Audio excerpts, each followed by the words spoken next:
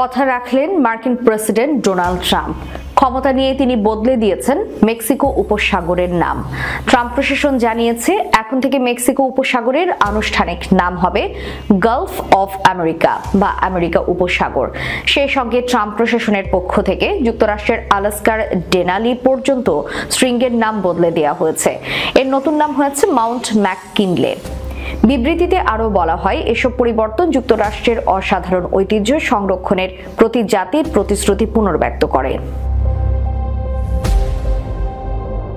সেই সঙ্গে এগুলো এটাও নিশ্চিত করে আমেরিকাবাসীর ভবিষ্যৎ প্রজন্ম তাদের বীরদের উত্তরাধিকার এবং ঐতিহাসিক সম্পদের গুণকীর্তন করবে।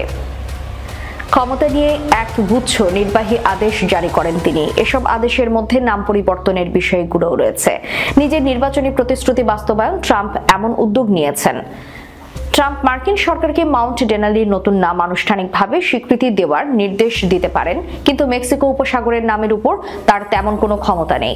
ট্রাম্প জানুয়ারির শুরুতে এক সম্মেলনে বলেছিলেন, আমরা পরিবর্তন করতে যাচ্ছি কারণ আমরা সেখানে বেশিরভাগ কাজ করি এবং এটি আমাদের।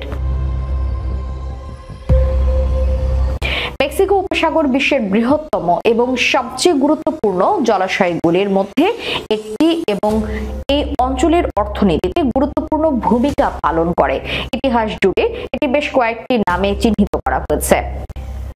গালফ ডি মেক্সিকো প্রথম মানচিত্রে ষোড়শ শতাব্দীর মাঝামাঝি সময়ে আবির্ভূত হয়েছিল, যখন স্পেন দক্ষিণে বর্তমানে কিউবা, পশ্চিমে মেক্সিকো এবং উত্তরে এর চারপাশের মার্কিন রাজ্যগুলি দখল করেছিল।